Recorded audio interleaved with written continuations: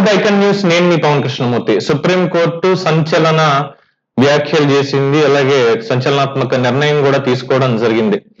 EVMs ఎలక్షన్లలో మనం వాడుతున్నటువంటి electronic voting machines మీద సందిగ్ధత అనేది ఎప్పటి నుంచో ఉంది.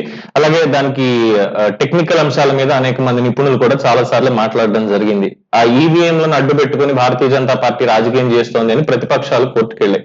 సో ఈవీఎంలకు సంబంధించిన ఆ అవకతవకలు, లొసుగులు ఏమున్నాయో వీటన్నిటిని బయట పెట్టాలి, అలాగే పద్ధతి మారాలి.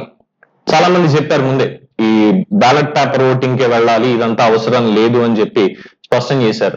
బట్ దానికి సంబంధించి మళ్ళీ ప్రతిపక్షాలు దీనికి సంబంధించినటువంటి దాంట్లో కోర్టుకి డీటెయిల్స్ అన్ని సమర్పించిన తర్వాత కోర్టు విచారణకు స్వీకరించి దానికి సంబంధించినటువంటి తీర్పును కూడా వెలువరించింది. ఏం చెప్పింది ఏంటి అనేది మనం చూసినప్పుడు, వీవీప్యాట్లు కూడా లెక్క పెట్టాల్సిందే.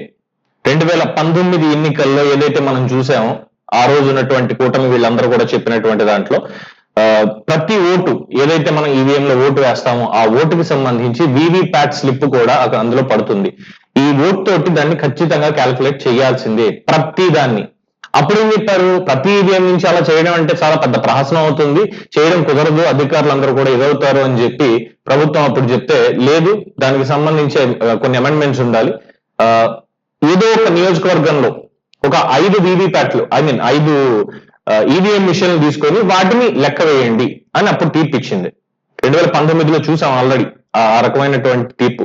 సో దాన్ని ఇప్పుడు మళ్ళీ సవరించి మళ్ళీ ఇప్పుడు ఈ ప్రతిపక్షాలన్నీ కూడా సుప్రీంకోర్టుకు వెళ్తే వాళ్ళు చెప్పినటువంటిది ఏంటంటే, ఈవీఎం లో నమోదైనటువంటి ప్రతి ఓటు, ఈవీఎం లో నమోదైనటువంటి ప్రతి ఓటు కూడా కౌంట్ చేయాల్సిందే. ఓటర్ స్లిప్, ఆ స్లిప్ తోటి సరిపోల్చాల్సిందే. ఎందుకంటే దాని మీద నంబర్ వస్తుంది, ఎవరికి ఓటు పడింది అనేది కూడా తెలుస్తుంది. ఇట్ ఇస్ నథింగ్ బట్, అంటే మనం వెళ్ళి ఆ పేపర్ మీద మనం ఓటు డైరెక్ట్ గా వేసే బదులు ఎలక్ట్రానిక్ మిషన్ యూజ్ చేస్తున్నాం అంతే, పెద్ద డిఫరెన్స్ ఏం లేదు. కాకపోతే మరి అంత భారీ పేపర్లు ఇవేం లేవు, కానీ ఆ చిన్న స్లిప్ ఒకటి ఉంటుంది, ఆ వీవీప్యాట్ స్లిప్ అనేది. సో దాంతో సరిపోల్చాల్సిందే అని చెప్పి చెప్పడం కేంద్ర ఎన్నికల సంఘానికి స్పష్టం చేసింది. Supreme court issues notices to ECI on plea to tally all EVM votes with the VVPAT, deposit VVPAT slip in the ballot box.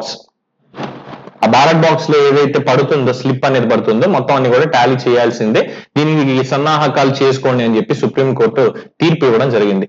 So ఒక సందిగ్ధత అనేది తొలగిపోయింది ప్రస్తుతానికి.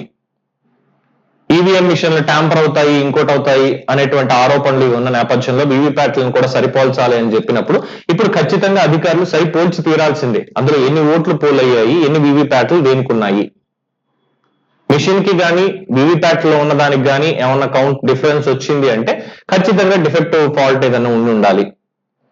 సో అక్కడ ఈ ఎన్నికల ఫలితం కూడా తారుమారయ్యేటువంటి అవకాశం ఉంది. సో ఒక హోప్ అనేది కనిపిస్తుంది అని చెప్పి చాలా మంది అభిప్రాయం వ్యక్తం చేస్తున్నారు దీని మీద.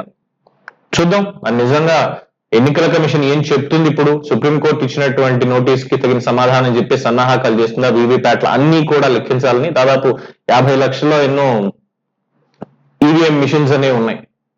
సో అందులో ఎన్ని ఓట్లు పడతాయో ఒక్కొక్క సెగ్మెంట్ లో, దాన్ని ఎలా సరిపోలుస్తారు, మెకానిజం ఎలా ఉండబోతోంది, ఈ వివరాలన్నీ కూడా ఎన్నికల కమిషన్ త్వరలోనే అఫిడవిట్ దాఖలు చేయాల్సిన అవసరం ఉంది. వచ్చిన తర్వాత అప్పుడు దాని మీద మనం చర్చించుకోవచ్చు. సో ప్రస్తుతం ఉన్నటువంటి బ్రేకింగ్ సమాచారం ఇది, సుప్రీంకోర్టు ఇచ్చినటువంటి నోటీస్ కి సంబంధించి. దీని మీద మీ అభిప్రాయాలు, వీవీప్యాట్లు లెక్క పెట్టడం అనేది పూర్తి స్థాయిలో లెక్క పెట్టాలి అని సుప్రీంకోర్టు చెప్పడం అనేది ఎంతవరకు సమంజసం, అలాగే ఇప్పటి వరకు ఉన్నటువంటి పరిస్థితుల్లో ఏమైనా మార్పులు చేర్పులు ఉన్నాయా, కావాల్సినవి ఉన్నాయా, మీ అభిప్రాయాలను కామెంట్స్ రూపంలో తెలియజేయండి. చూస్తూనే ఉండండి ఐకాన్ న్యూస్. నేను మీ పవన్ కృష్ణమూర్తి.